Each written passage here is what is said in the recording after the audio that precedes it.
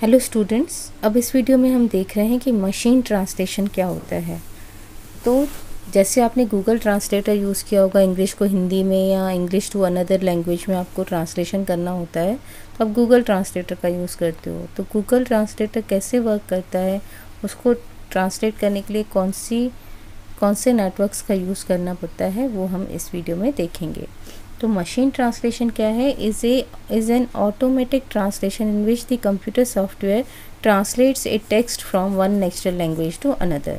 तो machine translation में क्या होता है, जो कंप्यूटर सॉफ्टवेयर है उसको जो भी आप इनपुट टेक्स्ट देते हो किसी एक नेचुरल लैंग्वेज में, वो उसे दूसरी नेचुरल लैंग्वेज में ट्रांसलेट कर देता है। जैसे हम एग्जांपल में देखें कि अगर हम इंग्लिश इनपुट में दे रहे हैं like I have some money, तो वो हिंदी में ट्रांसलेट कर देगा उसे मेरे पास कुछ पैसे हैं। जो मशीन ट्रांसलेशंस हैं ये पॉसिबल होते हैं with the help of recurrent neural network.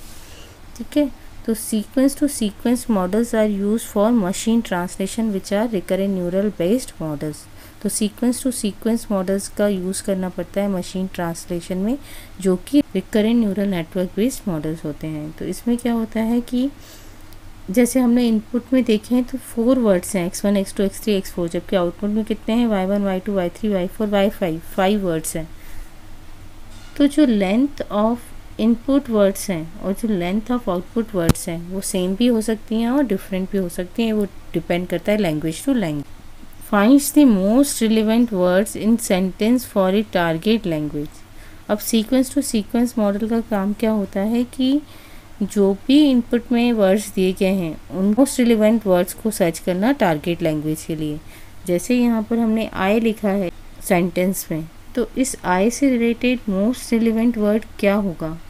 मैं, मेरे, मुझे, इनमें से कौन सा वर्ड जो है वो ज़्यादा रिलेवेंट होगा इस सेंटेंस के लिए, वो फाइंड आउट किया जाता है। तो 2 types of sequence to sequence models are used for machine translation. First is encoder decoder model and second is attention model. तो इस वीडियो में हम फर्स्ट टाइप ऑफ मॉडल देख रहे हैं for machine translation, that is encoder decoder model. तो encoder decoder name से ही पता चल रहा है कि यहाँ पर इस रिकरेंट न्यूरल नेटवर्क में 2 नेटवर्क्स होंगे, एक होगा इंकोडर का, एक होगा डिकोडर का। हमें गिवन क्या रहेगा, input sequence x1 x2 up to xm, यानी कि एक सेंटेंस होगा जिसमें m वर्ड्स होंगे, where xi is words in input sequence और m क्या रिप्रेजेंट कर रहा है, number of words in input sequence. हमें क्या फाइंड करना है या मॉडल को क्या फाइंड आउट करना है? Model have to find out और प्रिडिक्ट आउटपुट सीक्वेंस, और सपोज आउटपुट सीक्वेंस है y2 y1 y2 अप टू yn, where yi word in output sequence है and n is the number of words in output sequences हैं। ठीक है, तो आउटपुट में n वर्ड्स हैं, इनपुट में m वर्ड्स हैं, तो ये m और n जो है वो इक्वल हो भी सकते हैं या इक्वल हो सकते हैं या डिफरेंट हो सकते हैं। जितने वर्ड्स आपने इनपुट में दिए हैं और जो आउटपुट में वर्ड्स जनरेट हो रहे हैं किसी दूसरी लैंग्वेज में, वो दोनों, उनमें नंबर ऑफ वर्ड्स सेम भी हो सकते हैं और डिफरेंट भी हो सकते हैं। तो यहाँ पर ये जो है, ये इतना जो पोर्शन है ये इंकोडर है, इसमें हम इनिशियली ज़ीरोस इनपुट में देते हैं क्योंकि हमें पता है प्रीवियस हिडन स्टेट का जो आउटपुट है वो सेकंड स्टेट को ट्रांसफ़र किया जाता है एज ए इनपुट। तो इनिशियल स्टेट को हम ज़ीरो आउटपुट प्रोवाइड करते हैं। तो यहाँ पर A0 लिखा है, इसके पास x1 इनपुट में जाएगा, फिर कुछ इन्फॉर्मेशन जनरेट होगी। LSTM यूनिट्स भी हो सकते हैं और GRE यूनिट भी हो सकते हैं क्योंकि रिकरेंट न्यूरल नेटवर्क है। तो इस टाइप से जो है इंकोडर एक एक इनपुट को एट ए टाइम लेके उनमें से रिलेवेंट जो इन्फॉर्मेशन है उनको कलेक्ट करके आउटपुट जनरेट करेगा। जैसे सपोज कर लो AM, वो एज ए इनपुट जाएगा डिकोडर के पास। ये क्या है, डिकोडर है। तो डिकोडर क्या करेगा, जो भी इनपुट वेक्टर आया है उसके पास, उसमें से मोस्ट रिलेवेंट वर्ड प्रिडिक्ट करेगा एक एक इनपुट का। तो यहाँ पर ये जो डिकोडर है ये प्रिडिक्टर की तरह वर्क करता है, आउटपुट सीक्वेंस के एक एक वर्ड को प्रिडिक्ट करता है इस इनपुट वेक्टर जो इंकोडर का आउटपुट आया है उसको एज ए इनपुट लेके। तो the encoder network is build as an recurrent neural network GRU और LSTM where we feed the English words one at a time. ठीक है। यहाँ पर हम सोर्स लैंग्वेज क्या मान रहे हैं, इंग्लिश, और उसे हमें ट्रांसलेट करना है हिंदी में। तो इसीलिए हमने क्या लिखा है कि यहाँ पर इनकोडर क्या है, एज ए रिकरेंट यूनिट, उसको रिकरेंट न्यूरल नेटवर्क ही है वो, जिसमें हम इंग्लिश वर्ड्स को one at a time input देंगे, और after processing the input sequence the output of the RNN is a vector that represents the input sequence. और आफ्टर प्रोसेसिंग ये सारे इनपुट सीक्वेंस को x1 x2 up to xm को, इस पूरी input sequence को प्रोसेस करने के बाद RNN जो आउटपुट जनरेट करेगा वो एक वेक्टर होगा जो किसको रिप्रेजेंट कर रहा होगा, इस कंप्लीट इनपुट सीक्वेंस को, जो एज ए इनपुट जाएगा डिकोडर के पास। तो after encoder there is a decoder network which takes as input the encoding output produce by the encoder network.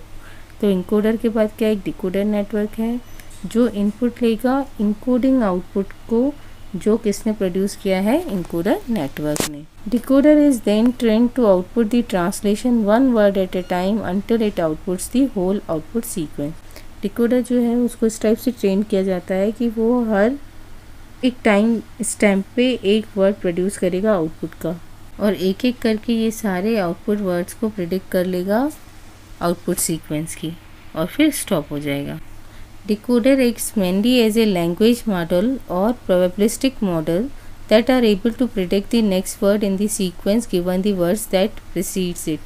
तो डिकोडर क्या है, एक तरह से प्रोबेबिलिस्टिक मॉडल की तरह वर्क करता है जो नेक्स्ट वर्ड को प्रिडिक्ट कर सकता है सीक्वेंस में। तो डिकोडर क्या करेगा, जैसे जैसे मे जनरेट हो गया तो मे के बाद नेक्स्ट कौन सा वर्ड आ सकता है उसकी प्रोबेबिलिटी को फाइंड आउट करके नेक्स्ट वर्ड को प्रिडिक्ट करता है।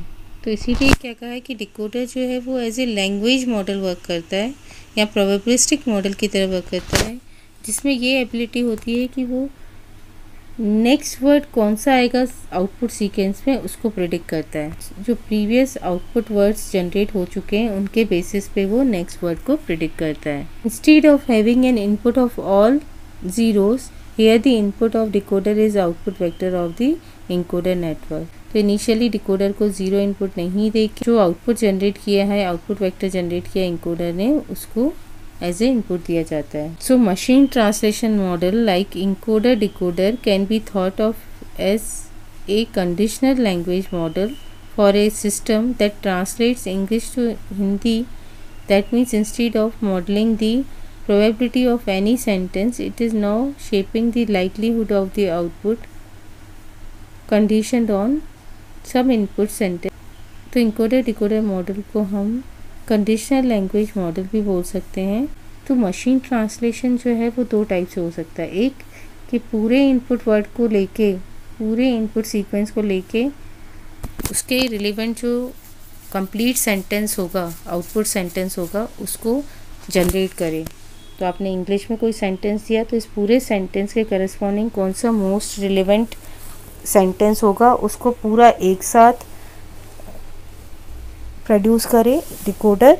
या फिर दूसरा मेथड क्या है कि डिकोडर जो है इनपुट सीक्वेंस को लेके, इनपुट वेक्टर को लेके एक एक वर्ड को प्रिडिक्ट कर, जैसे मैं उसने किया तो मैं के बाद कौन से वर्ड की ज़्यादा प्रोबेबिलिटी आने की वो सर्च करेगा, फिर मैं और यहाँ पर जो वर्ड आएगा उसके बाद जो नेक्स्ट वर्ड होना चाहिए,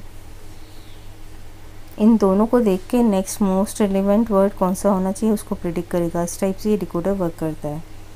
तो इसीलिए हमने लिखा है कि यहाँ पर जो है ये machine translation model encoder decoder को हम कंडीशनल लैंग्वेज मॉडल भी समझ सकते हैं जो इंग्लिश लैंग्वेज को हिंदी में ट्रांसलेट कर रहा है। ये एग्जाम्पल में आप यहाँ चाहे तो लिख सकते हो source language to target language, क्योंकि यहाँ पर हम एग्जांपल देख रहे हैं इंग्लिश को हिंदी में ट्रांसलेट करने का, इसीलिए मैंने इंग्लिश टू हिंदी लिखा है।